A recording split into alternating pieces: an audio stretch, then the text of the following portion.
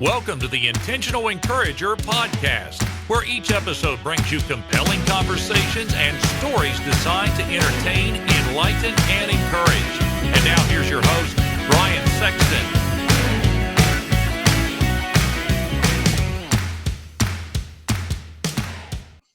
And welcome into the Intentional Encourager podcast. I'm your host, Brian Sexton. Thank you for joining us again today. You know you've got somebody unique when before you record the podcast, you hit on about 10 different things that you have in common. Even before you hit record, you're going to love this conversation with JD McCabe. He's an author, a sales trainer, a multifaceted guy. And I want to talk to him about several things, namely his book, The Third Gift. We'll talk about that, talk about his life and his story. But you're going to love this podcast episode today as JD McCabe joined me on the Intentional Encourager podcast. JD, how you doing today, man? Brian, good morning. I am doing wonderfully. Thank you, sir, for the opportunity to connect with you, at least virtually. And yeah, I enjoyed our conversation before we recorded. So yeah, you look much more tanned and healthy and fit than I do, man. That South Carolina weather is good to you, my friend. It might be a combination of hypertension as well in there too. Thank you, sir. Yeah, no problem. Speaking of which, let me ask you a question. You and I were talking a little bit before we got started about how your life has changed and things since COVID has hit. So tell me what types of things you have seen personally. You made a move through COVID. So what was that like for you, and some of the things you saw and kind of prompted you to say, okay, it's time to do something different? Because you're not the only one that is transplanted. We've seen in the news where a lot of people have decided during a pandemic, it's the right time for them to make transplanted moves for their families, and personally and professionally. Yeah, I had made the decision slightly before the lockdown.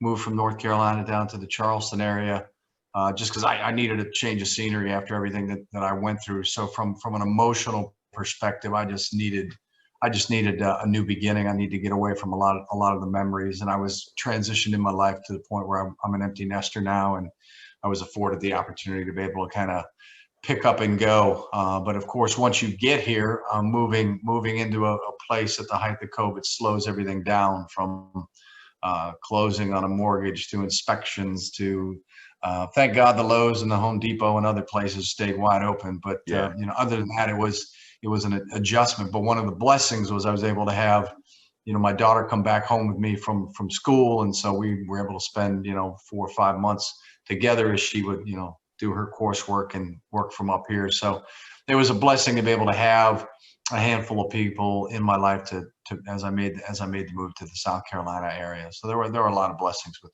the COVID piece, quite frankly. Yeah. I went through the same thing with my 20-year-old son, who's a sophomore at Marshall, and your daughter is at the University of Alabama. So our kids from last March, and they're still doing.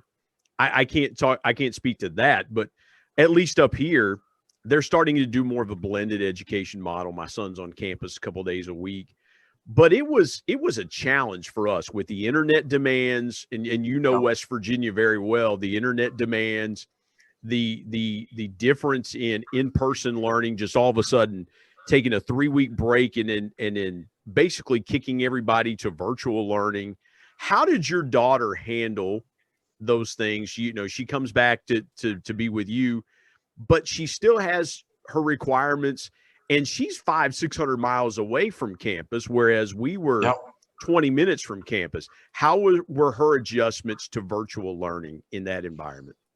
Well, the biggest adjustment, obviously, right, is the discipline piece. So on top of the schoolwork, she was able to, she was fortunate enough to secure a job too. So she was working almost part-time while she was managing things online. But it was a matter of discipline and time management. And so she had, at Alabama, she had previously had a couple of her courses were strictly online, even pre-COVID. So I think she had some of the discipline already built in. But it certainly is a challenge from a time management perspective, for sure. Well, and again, we decided, and that's where, as dads, my heart and my empathy goes to you, because I understand that, when your kid is going, hey, this is a whole new world, because our kids were always used to in-person learning. Even, with my son attending a Christian school, it was smaller, but every day they were going to class, every day going to class, every day going to school. And now all of a sudden we pull that back and things like that. South Carolina, where you're at, has done a really good job of managing and handling the situation around COVID and things like that. What were a couple of things that you saw when you moved to the state where you went, this is good, good, bad, or indifferent? Because again, I like to get that perspective, JD, because the perspective I have is of the Huntington, West Virginia area where I am in this region. And I know how we handled things here. What were some things that either impressed you or disappointed you about the way South Carolina handled the pandemic?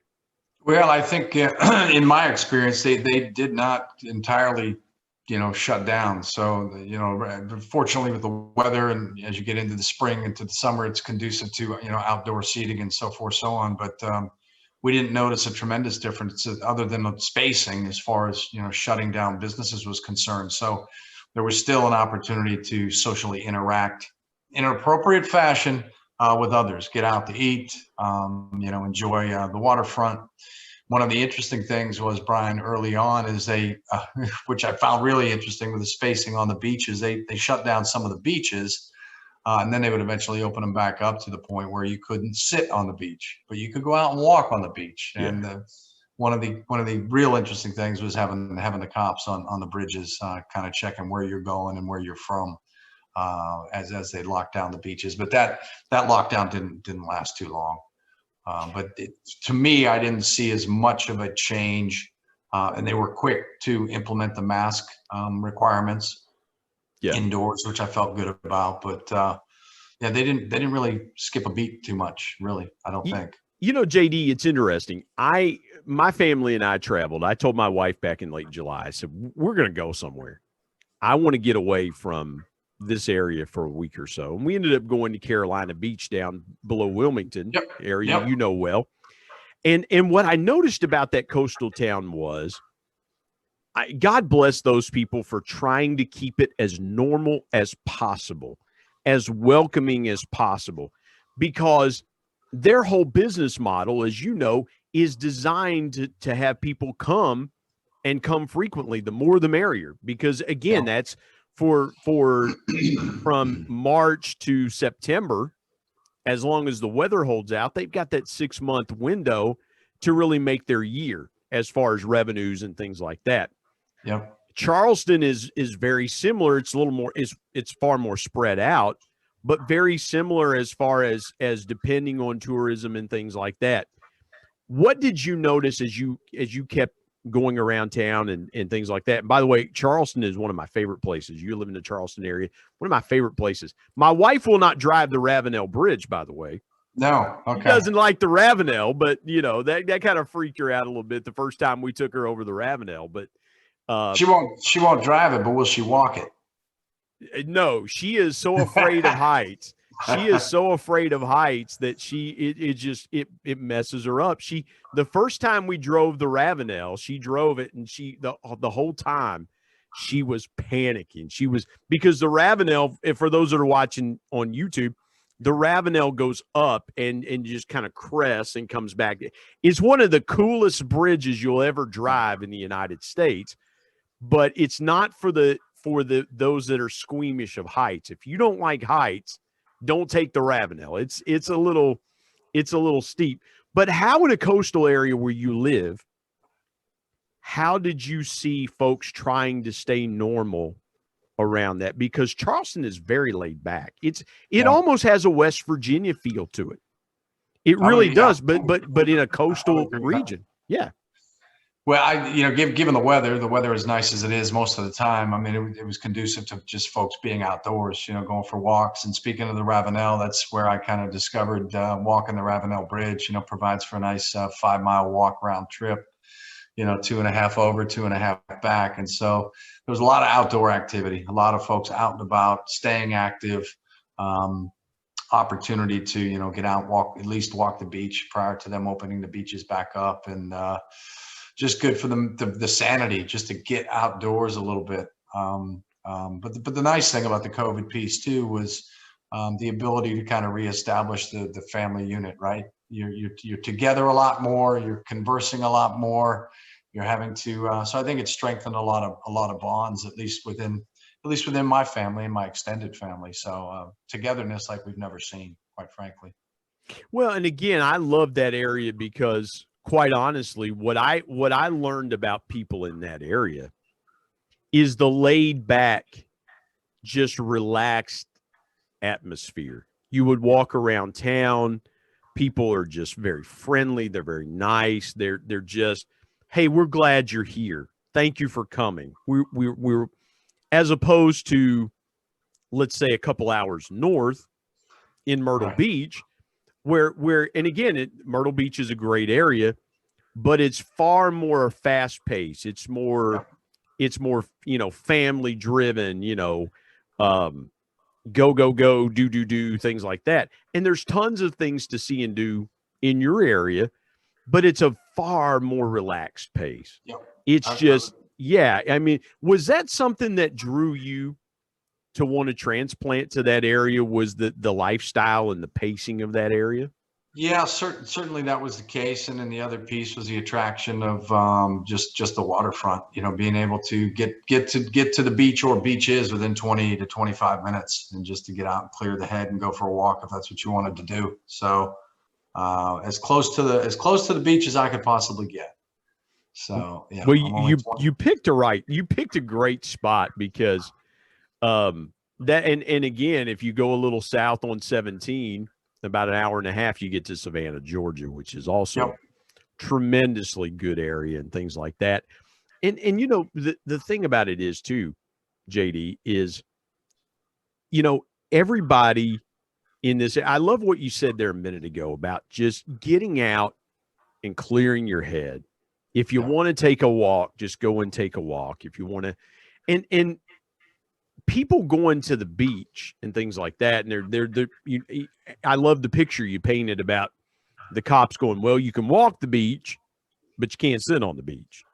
And some of the inconsistencies there and things like that, because that area has always been, and I used to cover that area as a regional sales manager, that area has always been kind of a live and let live area. It's basically, when you come here, you're free to do what you want. You're free to go where you want to go and enjoy. One of my favorite seafood restaurants is Hyman Seafood, right there in downtown Charleston, South Carolina. Shameless plug. So if anybody's watching from Hyman Seafood, shameless plug there. But again, I love that area because of the freedom there. How is it now? We talked about how it was. Any changes now? How are things now in coastal South Carolina? Yeah, you still have the mask ordinance in place. You still have the appropriate social distancing in place. It is sad to see some of the restaurants downtown that have closed their doors, didn't make it, like everywhere else in the country, just some that couldn't sustain. It was quite sad to see, but we still have some restrictions in place. Interestingly enough, even in the grocery stores, Brian, is the arrows are gone now. So in some of the grocery stores, they'd have the one-way traffic. You could go up, but you couldn't come down the aisle. So things are starting to flow a little more freely, just within your day-to-day, the Lowe's, the grocery stores, whatever. And I'll tell you this, JD, I'll tell you this as well too. You mentioned the restaurant scene there. There is a famous culinary arts school in that area called Johnson and Wales. So that area has long been a restaurant maven. That has been one of the gems of the Southeast, is the restaurant scene in your area. And I tell you, it's when I hear that and you say, man, there were some restaurants that just didn't make it, that saddens me, because again, that is such a destination. If you're a foodie, that is an incredible destination. So you guys have the water, you've got the food, you've got the atmosphere. Downtown, if you've never been to downtown Charleston, South Carolina, you've got to make a trip and go there. There is beautiful Southern architecture. They have tours that go around. My family and I did a tour several years ago of around town, and just seeing the beauty of just the pines, the trees coming over and the nice shading in the downtown. I can picture it in my mind. Yep. So I miss it. We don't have that. The trees that are shading us in West Virginia are probably about ready to fall about any time now. So it's a whole different world, as you can imagine. Hey, I want to step aside here, take a break. We come back. I want to talk to JD about his book, The Third Gift. And so I want to make sure we get to do that, and we'll dive into his story back in a moment here on the Intentional Encourager podcast.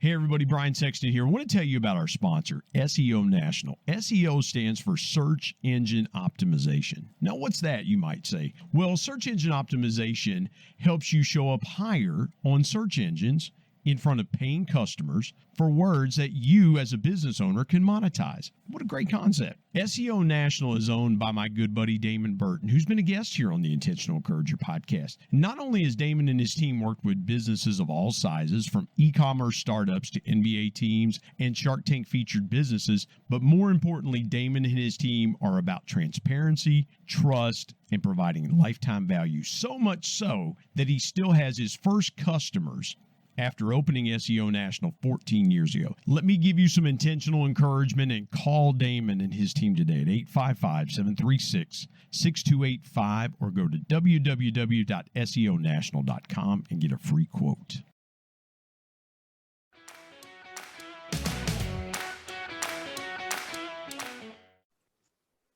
JD, you are an author now, my man. Yes. You and I have a lot in common there. I wrote my first book, People Buy From People. You've got a book now that you have written.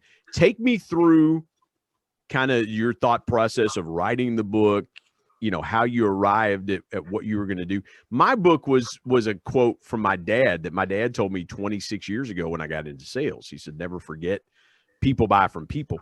Take me through your book and how you got the idea and kind of how it all came together. Yeah. So the idea really was born out of just the whole journey of the demise of my marriage. So I was on paper, we were married 23 years. The first 17, I would say, were reasonably happy. We were fairly stable, and then all hell broke loose at about the 17 year mark, where my now ex-wife, just, if I were to briefly describe, just entirely went off the rails. So the book documents my journey through the first 17 years of our marriage, and then into the bulk of it, Brian, is centered around kind of the whole journey that we had as things really fell apart. And so it was an unimaginable divorce.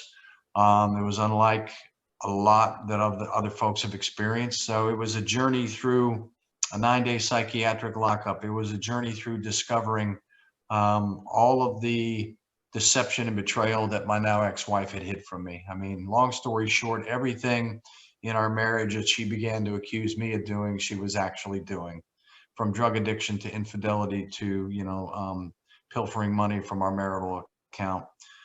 So I was the one that ultimately ended up hollowed out and broken as a man, and ended up 9 days in a psychiatric facility, which I would later discover that she had set me up for that as well.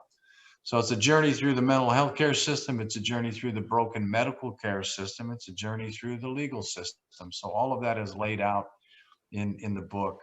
The encouragement to write the book was from a lot of family and friends that had said, look, there are so many twists and turns to your story that you need to, first of all, you need to begin to document some of this stuff. And then secondly, it's never been a man versus woman thing, but there's very few books out there about men in an abusive relationship.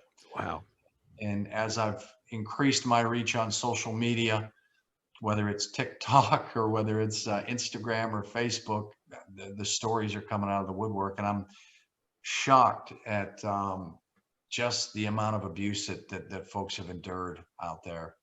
So the title of the book, The Third Gift, the first two gifts are my kids, and the third gift was really a revelation that ultimately set me free from an emotional perspective, Brian. So it was the third gift, a revelation that she made to me that helped me to discover all of the things that she had hidden from me. So I discovered the fact that she was addicted to prescription medications. She was using our kids for 2 years to fill them in their names. And I also discovered all sorts of infidelity on her part based on the medical claims and the pharmacy claims that I reviewed. And as we discussed prior to recording, I've been in the pharmaceutical industry for 30 years, so I know how to interpret a medical claim and pharmacy claim. So I just didn't know what I had access to. I never looked at any of that stuff in the history of our marriage until she dropped the bomb on me. And I'm like, okay. JD, well, let me ask you this. Was it a surprise? Because you said, hey, for 17 of the 23 years, and I've been married to my wife almost 25. So I'm putting the parallels together here. It was a complete surprise. Yeah, first 17 years. The first thing that hits you, because it always starts with something. The first thing that hits you, was it a surprise or was it a blowback? Because here's why I asked that. There are times when things start, it's almost like finding an Easter egg, so to speak. Like, oh, okay, I just kind of tripped over this. And then there's something that is a gut punch. The first thing that happens is, and I equate it to being in the ring with a professional boxer. You dance your way through that. You think, okay, well, that I'm in a fight now, or somebody attacks you. Let's go there. Somebody attacks you. You don't expect to get attacked, first of all, and you don't expect to get attacked like that. Was it the first thing that you discovered? Was it just just kind of a throwaway thing, or was it a gut punch? No, I think it's a great question. It was a blowback for sure. So, 17 years into the marriage, and she's waltzing into my office. As you know, if you're not traveling, you work from home. And she subtly begins the accusations that her therapist at the time thought I was cheating on her. So she would do that once, every 3-4 months, she would subtly begin to question my faithfulness to her. Let me jump in here. I've got to pull a little more conversation out of there. I'm intrigued by one thing. Yep. Did your wife come to you and say, hey, I'm not feeling right, something's going on, I'd like to go to counseling, I'd like to go to therapy? Or did she just kind of go, hey, I've been seeing a therapist, and you're going, for what? Was it one of those situations? No, I knew she was seeing a therapist because she, and this is covered in the book too. But there's and I don't want to give away all the book, but again, no, I don't mind. There's plenty of meat in the sandwich there in the book. There's plenty for folks. I love that analogy, man. Living in West Virginia, that is a beautiful. Thank you for rolling it that way. I appreciate it, JD. Yeah, like a hair hanging on a biscuit, right? So. Yes, hanging on like a hair in a biscuit, man. Again, you're just dropping it today. I thank you for that. But no, it was just a very blatant. I need to see my therapist. I need to see your emails. I need to have access to your phone. And I'm like, out of the blue, she started asking for those types of things. But the real heavy gut punch was when she and then later her mother. Because the subtitle of the book is My Dance with the Devil and Her Mother, because her mother got very intimately involved in our marriage, and she also got on the abuse train and accused me of being a pathological liar. But the major blow to the face was on a beach trip, Topsail Island in North Carolina. I don't know if you're familiar with that, but very much so. Yeah, out on a family vacation, my family, my now ex-wife's brother and his family, and their mother. And she threatened to kill me. One afternoon when I came up from the beach, said, looked at me with really just a death stare and said, look, if you put your hands on my daughter, I will kill you. Perhaps you're addicted to porn. Perhaps you're addicted to drugs. There's something going on with you. That was out of the blue from a woman that I had unconditionally loved for 23 years and never had a cross word with. That was the major punch in the face, Brian. But that was after several months of enduring these subtle accusations from my wife about infidelity, which would later, she would pivot and start talking about drug addiction. Because it was in the spring of 2014 that I started working out, and I instantly started losing weight. within the course of 6 weeks, I lost 35 pounds, and then it was 40, and then it was 45. And then I started experiencing some medical symptoms, and have some enzymes that were way off. And ultimately it would take me a couple of years, and I was manipulated out of the house, and we had separated at that point, but I also discovered that she was poisoning me with arsenic. So we talk about that in the book as well. So it was quite the journey of discovery, but in the book also too is a lot about faith. There's a lot about how God walked with me on the journey, put a lot of good people in my life to walk with me and my kids as we endured really a 5-year nightmare. And so, yeah, I mean, the third gift is a revelation that opened my eyes and really set me free, and really enabled me to reestablish who I was as a man. Because when you get attacked about your character and your integrity and your truthfulness over and over, eventually you start to believe it. You start to take on the persona that other people have laid out for you. Well, and JD, here's the thing too. And again, I can empathize with a situation, not with my wife, but with a different situation where I was accused of something that I didn't do, that was in a character assassination. You start to think, okay, well, who else is talking? If a couple people are talking, are they poisoning the waters for everybody? I've got to ask you this. I want to go back for just a minute. Sure. That beach trip where she said, if you touch our daughter, I'll kill you. At any point were you thinking, I've got to get out of here. I've got to go protect myself legally. What was your thought process around that? Because now someone is making a threat against your life. Yeah. And it's not in a protective situation. You've done nothing. They're now making a threat against your life. How did you react, and what was your thought process in that moment where you were like, she's going to kill me? Really? I mean, because, people use that as a throw. I mean, I'm going to kill that person. I can't believe, but I can sense in the moment, you were seriously afraid for your life at that point. Well, I wasn't afraid for my life. I would have been. If my wife had looked at me and said, we're looking at me as serious as I'll kill you if you touch our, I would be a little concerned for my life.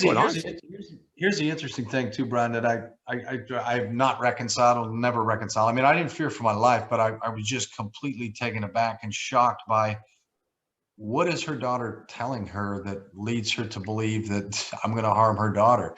I do remember asking her a clarifying question, and it took her a few minutes to respond to me that apparently during an argument that I had with my now ex-wife, that I grabbed the rack of the dishwasher and I shook it and broke it.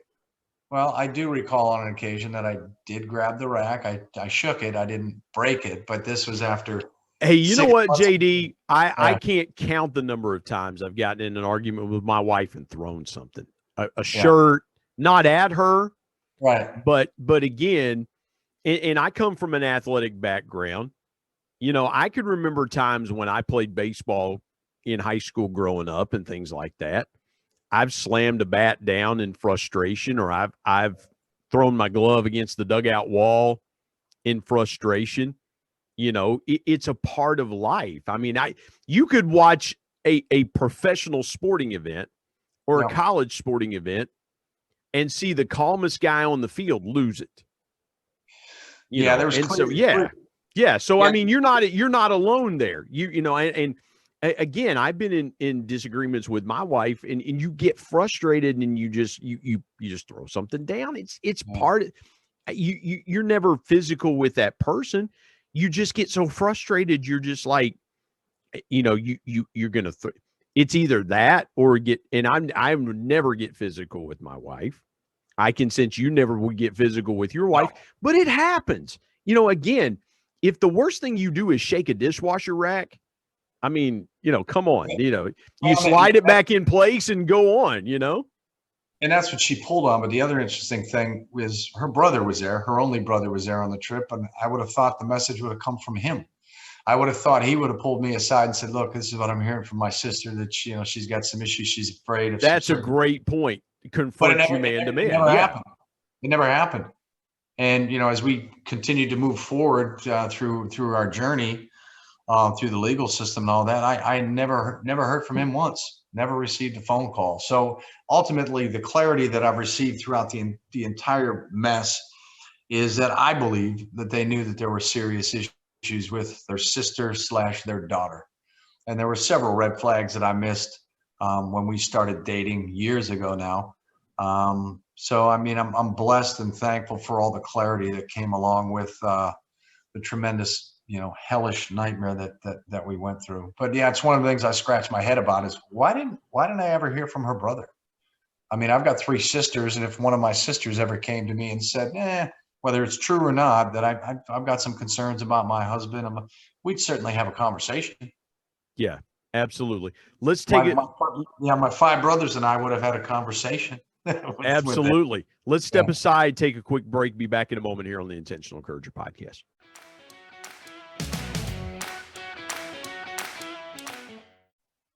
Hey, everybody, Brian Sexton. Want to tell you about my new book, People Buy From People, 10 Powerful People Lessons from the Ultimate People Person. My dad. My dad was one of the greatest connectors that I ever knew. And he shared with me 10 connecting principles that I have used throughout my 25-year sales and sales management, customer engagement, and leadership career that I'm passing along to you. If you want to be a stronger, deeper, and more powerful connector, you've got to pick up a copy of People Buy From People. There are concepts in there that you may not realize help make you a power connector.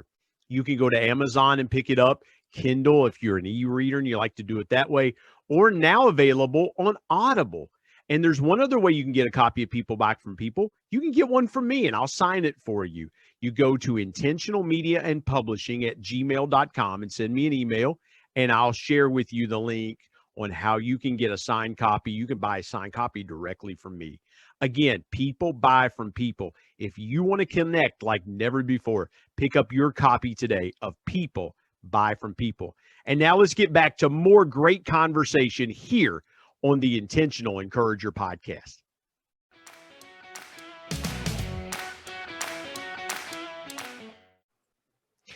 JD, I want to pull a little more out of that. I am fascinated by this. You got to this way quicker than I am appreciative for that. You led us beautifully into this conversation. I want to talk about how your kids were impacted, because I can tell you this, and transparently, I know the disagreements that my wife and I had when my son was younger affected him when he was a little older. And we've told him, look, we're together for the long haul. Yep. We're together for the long haul. And he's admitted to us, hey, the disagreements that you guys had affected me. He's 20 now. He just kind of, when we have, the rare times that we do disagree now, he just kind of lets it roll off his back. Like, yeah, whatever, Yeah. But when he was younger, he came to us and he told us a couple of years ago, he said, that really affected me. And it tore my wife and I. We were just like, man, we can't believe that we did this to our kid and affected him that way. How did your kids deal with what was going on? That's their mother. You're their father. What were you hearing from your kids during this time? Well, and I love the fact that first of all, I love the question. Second of all, I love the fact that you have that open line of communication with your son. And he feels free to be able to chat with you and your wife about things that affect him and bother him, which is wonderful. You don't hear that these days. So kudos to both of you. So it really all started when my daughter Katie was 15, my son Billy was 19. So he was, a freshman in college. She was a freshman in high school.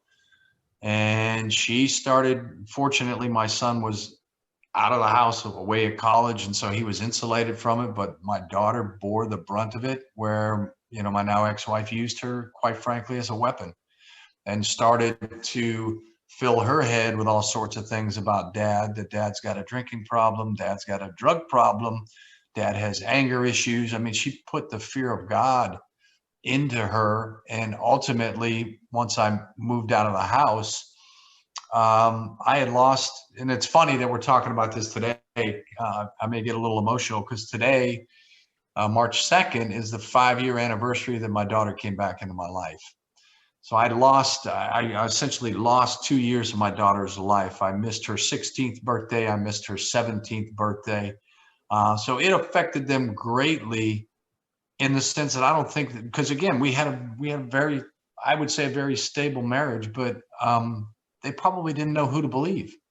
You know, Dad spent 9 days in psychiatric lockup and probably was told all sorts of things by Mom that probably further enhanced that I had some issues that I was dealing with.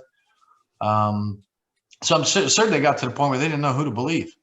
And I think the clarity of the third gift, the clarity that I received from it, I know that they received the same clarity as well to finally go, okay, Dad's not the monster she painted him to be. Okay, the drug addiction piece, that's on Mom. Okay, the infidelity piece, that's on Mom. But she sadly tried to use our kids as weapons, to pit one of us against the other. Did your kids, let me ask you this. Did your kids, you mentioned you came from a large family. Yeah. Your wife's got siblings. So your kids have cousins. They have aunts and uncles and they have cousins. Were they breaking off communication with your side of the family? Were they just, they totally isolated themselves, things like that? Because because here's why I asked that question, JD, is that, my son has cousins. I have cousins. I come from a large family too. I have cousins. And again, no matter what was going on with my parents, I still had cousins that I communicated with and hung out with and things like that. It wasn't their fault that if my parents had problems. Were your kids, were they moving away from the family, so to speak? Were they talking to certain people in the family? What were you able to find out about how they were keeping connected within your family unit? Yeah, so my daughter had completely moved away from my family and her cousins. She walled herself off, or was walled off by Mom. I'm not going to put it on her. She was 15 or 16 at the time. Yeah. She's got a tremendous relationship with my side of the family now. My son kind of maintained communication with both sides, but unfortunately, they don't have any communication with Mom's side of the family. It's again just her brother and only has a couple of kids. But there is really no communication, and they don't have a relationship with their mother. My daughter will text with Mom every now and then, but my son had blocked her, 5-6 months ago because she began to attack his manhood too. He's 26 now, but she's never really owned up to anything that she's done in the marriage because she's just mentally ill and that delusional. And he's like, Dad, I can't deal with this anymore. Well, JD, here's an important point I want to bring out. And the reason I asked that is I have 2 younger sisters. One of my sisters is 2.5 years younger than I, and then my parents adopted my baby sister when I was a senior in high school. And I've always said this. I was a lot closer to my dad when he was alive than I was my mom. Mm. Now, when my dad died, I got closer to my mom, and I loved my mom. I didn't mean anything disrespectfully. Right. But I've always tried to tell my wife there's a different dynamic with fathers and sons than there are mothers and sons. Because if you come from a family like I did and the family we've tried to raise, where the male, and I mean no disrespect to the ladies listening, I want to say this very clearly and very carefully. There is a different dynamic between fathers and sons because fathers are teachers, they're instructors, they're coaches in a lot of cases. I coached my son 2 of the 3 years he played high school baseball. The 4 years he played high school basketball, I was involved with the team, either doing public address or keeping the book. So I was always there. I wasn't a helicopter parent. But my son would ask me after every game, what do you think? And it was that time of we could really break down his performance and things like that. and I understood the nuances of the game. You know, his mom was just there cheering and rooting him on. I was like, well, and on this play, yeah, in the third quarter, I remember this sequence. You probably should have went to the top of the key instead of moving over to the wing, and we could really break it down. So my son and I have that, and my dad and I have that same thing. When I was in Little League, my dad was calling my pitches.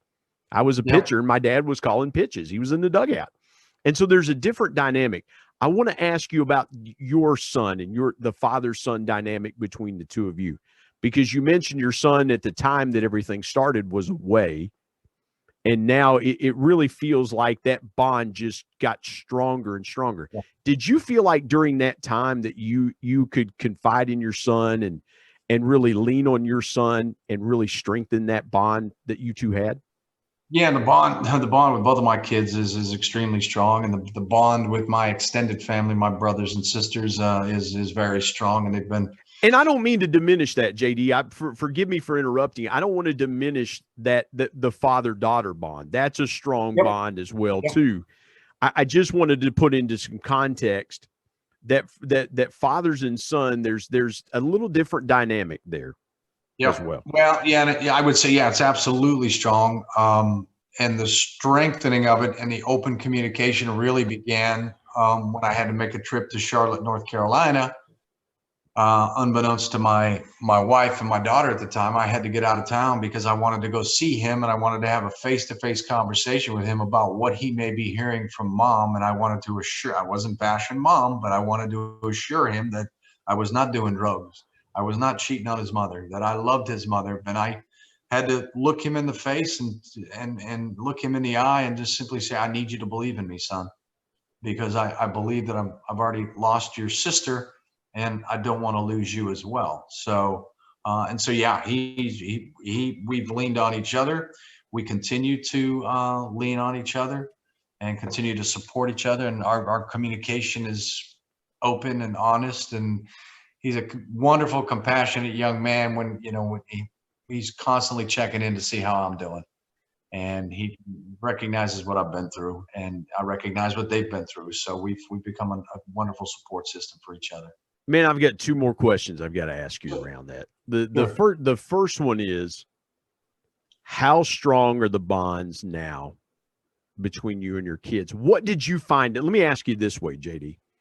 What did you learn about your kids that you hadn't realized previously about their character, things like that? Were there moments where you were just, because as a parent, when we learn things about our kids in good ways, it's just like, oh man, I cannot believe how good these kids are. And in my case, my son, I'll look at him, I'm like, in spite of me, he's a great kid. I didn't screw him up too bad.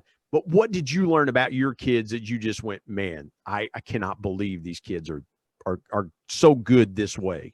I mean, I'm proud of them for many reasons, but I think the thing that I learned the most, and they've become extremely close. They were always close, but they've become even closer, is their faith.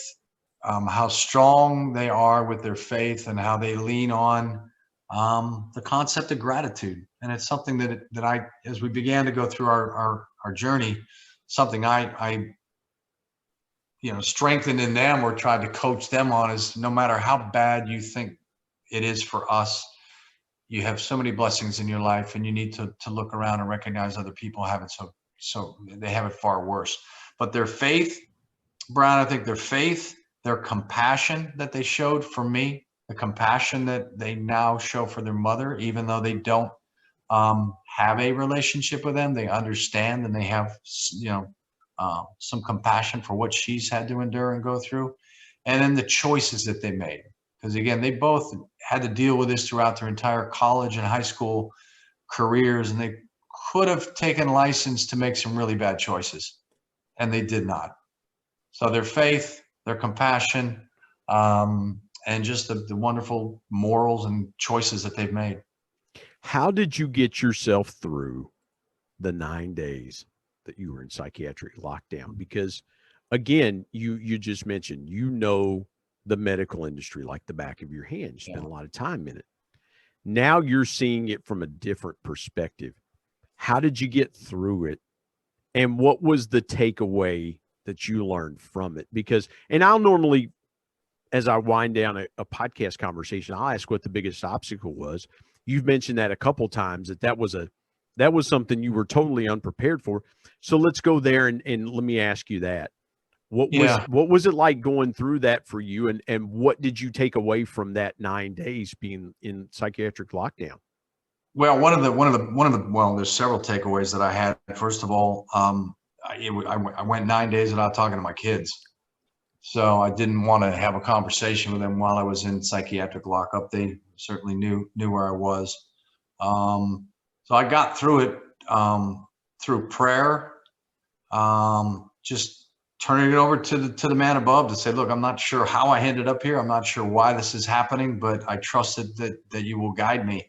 And when I was in there, Brian, I thought, okay, this is about as low as you can get in your life. And once I get out of here, we're going to rebuild the foundation of our marriage. Well, I couldn't have been any further from being accurate than I've ever been. So I couldn't have been more wrong. The rock bottom was nowhere in sight. Things would just get even worse for the next 7 months.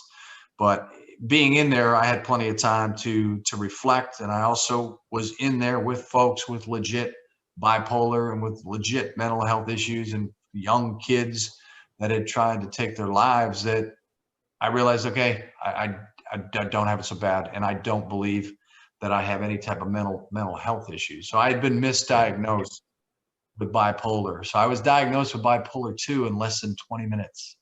Wow. Yeah. I talk about it in the book, how I ended up involuntarily committed through a family practitioner and just the whole journey. But when I got out of there, my head was in such a fog, but I was thankful for the experience because it regrounded me in the fact that, okay, others have far worse problems than you have. And I still think about some of the young kids in there today, because the system's broken. I don't know if you've had any experience with anybody in a mental health system, but nobody got any help. Yeah. There was no counseling. No, I saw my social worker for 45 seconds. 45 seconds. Wow. So time with the psychiatrist was 5 or 10 minutes, and it was a matter of ramping up your medications, even though I didn't need some of the medications. And so it was eye-opening. Eye-opening for sure. But again, there was far more worse coming than once I got out of there. Man, I've got one more question. I've got to ask one more question here. When you were writing the book, mm-hmm. I know the times that I was talking about my dad and thinking about things and my dad's influence on me when I was writing People Buy From People, I got emotional. I had to step away from the keyboard and kind of collect myself, because I was really in those memories. My dad was alive. My dad was there. And, had your dad passed at that point when you wrote it? Yeah. He had passed. He passed in 2012. He passed suddenly in December of 2012. And so I was writing this from, 18, 19, and even last year before it was published. But JD, when you tell a first person story like you're telling, I got to imagine the emotions at times that flooded you. Yeah. What was it like powering through your emotions to get the story told? And were there times that you just had to step away from it because it got so emotional? Yeah. Yeah. So, again, it was a 4 or 5 year trek. And so when I sat down to begin to write it, Brian, in 2017, it took me a year to write. And ironically, one of the other inspirations to write it was my father. My father was never a published writer, but boy, he had the gift of putting pen to paper. He wasn't a talker, but he was a writer, and he could melt your heart with the words he put on paper. Sad, unfortunately, during my journey, my father's dementia took stronger hold of him, and he no longer could communicate. He couldn't talk. He couldn't write. And I couldn't have a conversation with my father about what I was going through. And so he had passed in January 2017.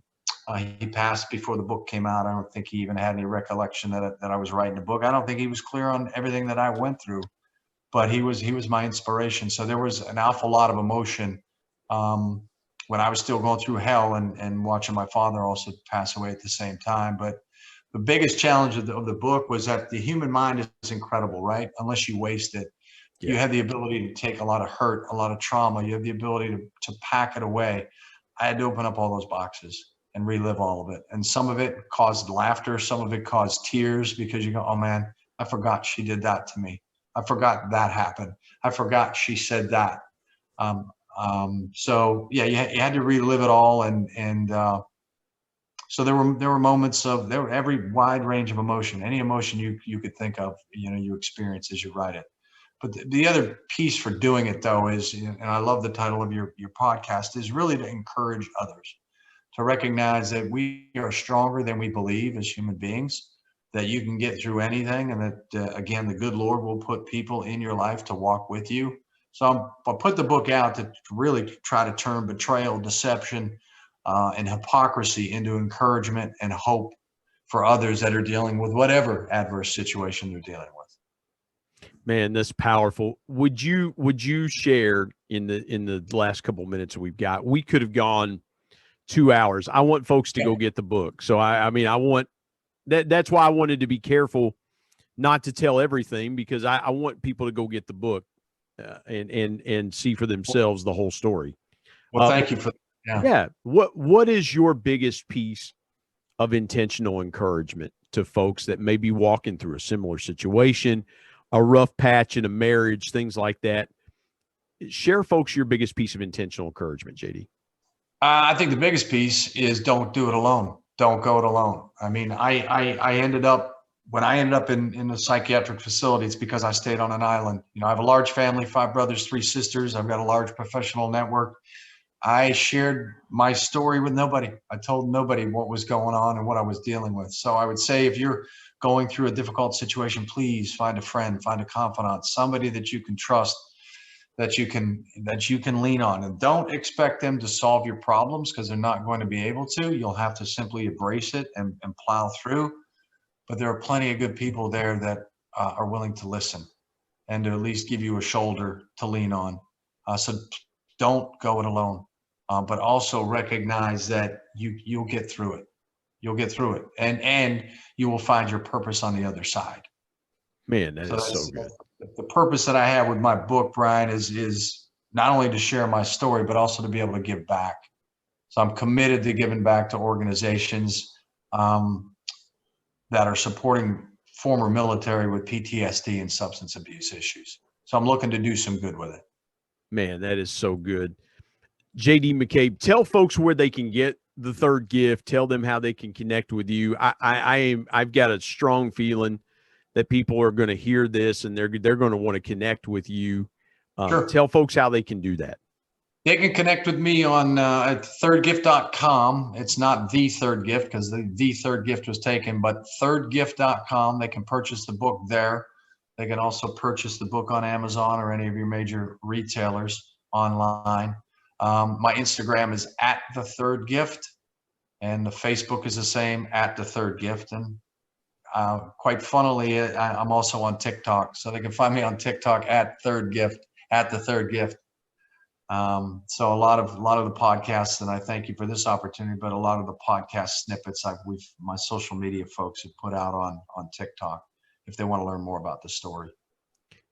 God love you, man. I cannot do TikTok. I stay away from Instagram because my son would just have a conniption fit. But And I want to say this as well too.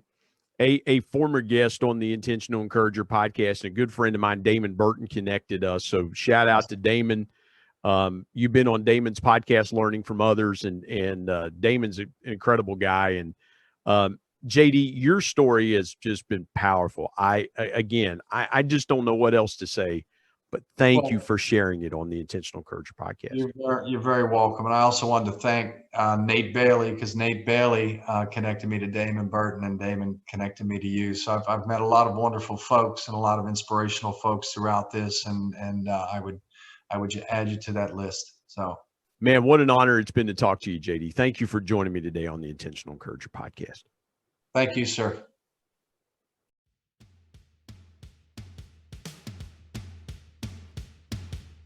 My thanks as always to producer Bryce Sexton and technical advisor Matt Means. And of course, the ultimate thanks goes to the Lord Jesus Christ, who provides intentional encouragement every day through his word. If you're not subscribed to the Intentional Encourager podcast, hit the subscribe button wherever you get podcasts so you don't miss an exciting episode where you can get encouraged and stay encouraged. And remember, anyone, anywhere, at any time, any place can be an intentional encourager.